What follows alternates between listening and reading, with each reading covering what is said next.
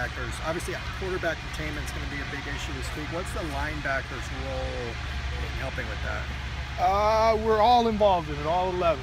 Leveraging the football, covering the football, and more importantly, tackling in space. I mean, there'll be some things where we got some concepts where the linebackers will be involved in that, but collectively, it's all 11. That's something that we've been emphasizing all week.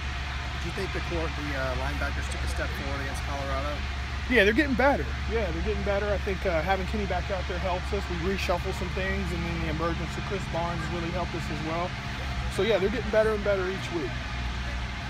You mentioned the emergence of Chris Barnes. What stands out to you about that emergence that makes him so? He just does what you tell him to do, and that was a big strength Jayon had.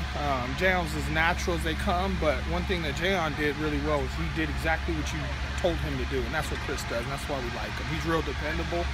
He's really trustworthy, so he does a great job, and he's only his first year playing, so he's got a real bright future here. How has Kenny been able to kind of flourish again back in that middle linebacker spot? Yeah, that's what he does best. You put him right in the middle and you see his range will start to show up. He makes calls, and that was something that when we slid him over, we kind of lost a little bit, and we put a little bit too much on Kenny a little bit too fast.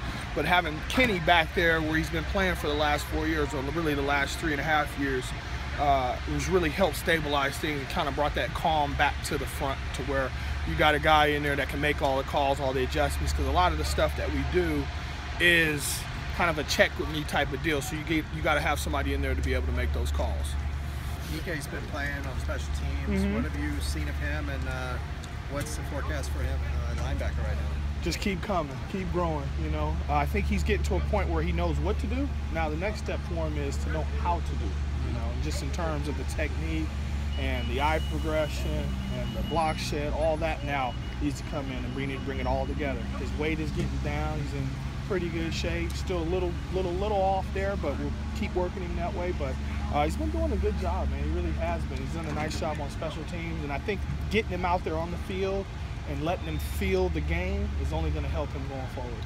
On special teams, what do you guys have to do to kind of break off something in kick return? I know Coach Moore was kind of mentioning getting something going on kick return. Yeah, when Darnay's back there, we've been pretty good. He's one of the top return guys in the Pac-12.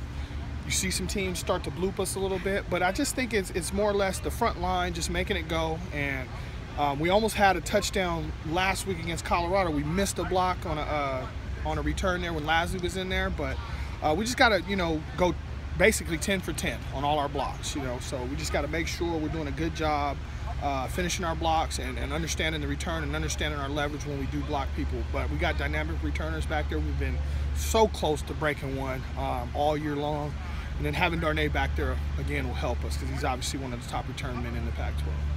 Before the Colorado game, I think linebacker play was a little bit maybe less than what was expected. How much of that was Kenny not being there versus just the growing pains of working young guys in there? I think they've been okay. I think there's a narrative out there that every issue that goes on with our defense is because of the linebackers, and I don't agree with that. It's a collective thing. And people seem to point. I was watching a game last night on replay, Alabama and A&M, and Todd Blackledge was talking about a play where Alabama had a big run early in the game, and he was blaming the linebacker. And really, it was the defensive lineman out of his gap. So a lot of that is it's a collective thing, and everybody, because they can see that, they point to the linebackers. They've been solid. Have they been great? I don't know, but they've been pretty solid all year long. This is kind of the first time we've gotten a chance to see a lot of Josh Woods on the field. How do you think he's done in this expanded role? He's done well. He's done well. You'd like him to be able to make more plays, more flashy plays, but as far as doing his job and executing what he's supposed to do, he's done great that way. I think Pick told us a few weeks ago about the championship belt for the special teams winner. Like, who decides that, and how do you win? Yeah, the players decide that. It's based on the top point getter for the performance on special teams. So whoever the top point getter is, that person gets it right now. Q Lake has the belt. Good.